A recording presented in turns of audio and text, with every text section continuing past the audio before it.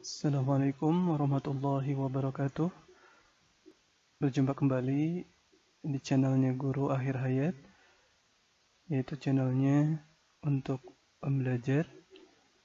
Pada pertemuan kali ini, kita akan belajar mengenal tentang perangkat lunak.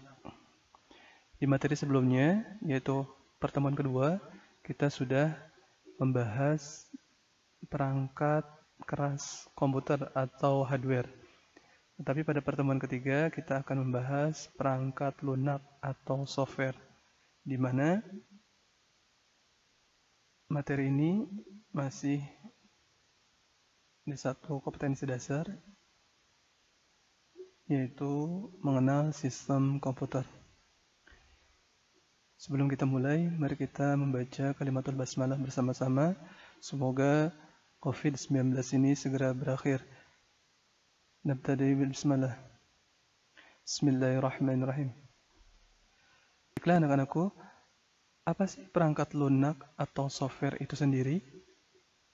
Kita bahas bersama-sama di sini. Perangkat lunak komputer adalah sekumpulan program atau instruksi yang membuat perangkat keras menjalankan dan mengeksekusi suatu perintah. Itu pengertian secara ilmiahnya. Secara gambaran garis besarnya, yaitu software atau perangkat lunak, yaitu kumpulan sebuah program atau instruksi yang membuat perangkat keras atau hardware yang kemarin kita sudah bahas menjalankan dan mengeksekusi sebuah perintah. Itu yang dimaksud dengan perangkat lunak atau software.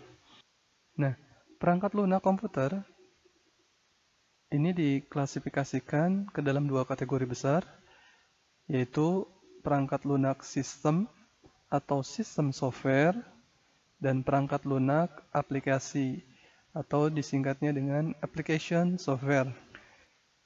Di mana perangkat lunak sistem atau sistem software itu adalah perangkat lunak yang digunakan untuk membantu menjalankan perangkat keras atau hardware yang di pertemuan sebelumnya sudah dibahas dan sistem komputer. Saya ulangi lagi, sistem software atau perangkat lunak yang digunakan untuk membantu menjalankan perangkat keras atau hardware dan sistem komputer.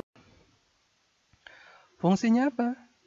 Fungsi dari sebuah perangkat lunak sistem atau sistem software yaitu diantaranya satu, mengontrol cara kerja sistem komputer.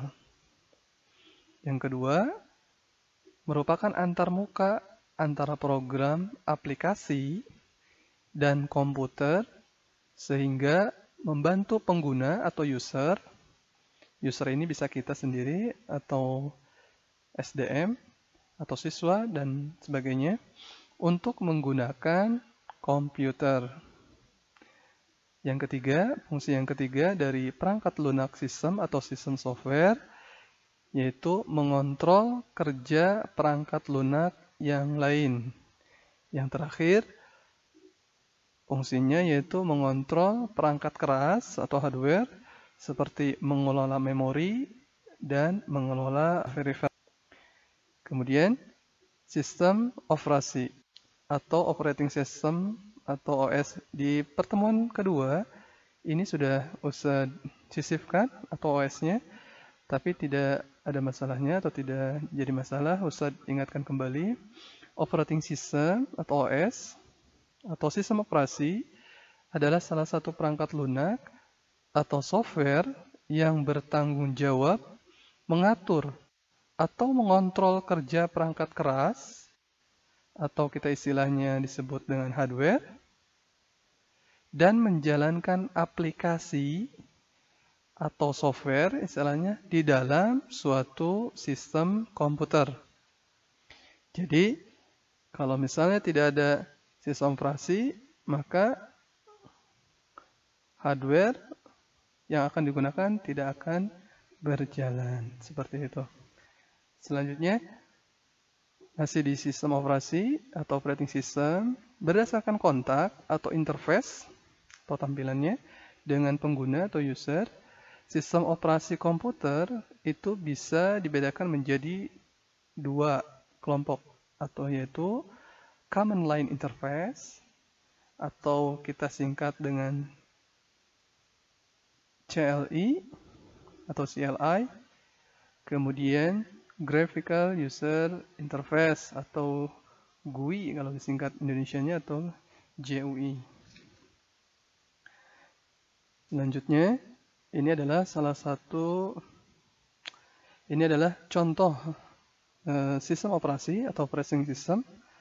Yang pertama itu ketika pas awal, sebelum berkembang terus sampai sekarang, yaitu ada Disk Operating System atau disingkat dengan DOS.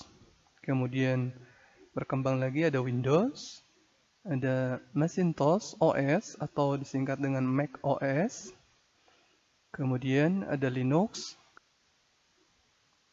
Ya, bisa ulangi lagi.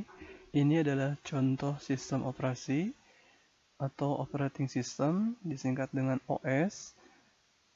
Yaitu yang pertama sebelum berkembang sampai saat ini yaitu Disk Operating System atau disingkat dengan DOS. Kemudian berkembang lagi ada Windows, ada Macintosh OS atau disingkat dengan Mac OS, kemudian Linux dan Unix. Kemudian Linux ini berkembang dan beberapa sistem operasi yang berbasis mobile itu berbasis Linux yang sering kita gunakan, handphone yang sering kita gunakan, umumnya untuk di Indonesia. Itu aja yang bisa Ustaz sampaikan, kurang lebihnya mohon maaf. Untuk pertemuan kali ini atau pertemuan ketiga kali ini, kita cukupkan sekian, kurang lebihnya mohon maaf. Kita akhiri dengan membaca hamdalah dan doa kafaratul majlis. Alhamdulillahirabbil alamin. Subhanakallahumma wa bihamdika asyhadu an la ilaha illa anta astaghfiruka wa atubu ilaik. Assalamualaikum warahmatullahi wabarakatuh.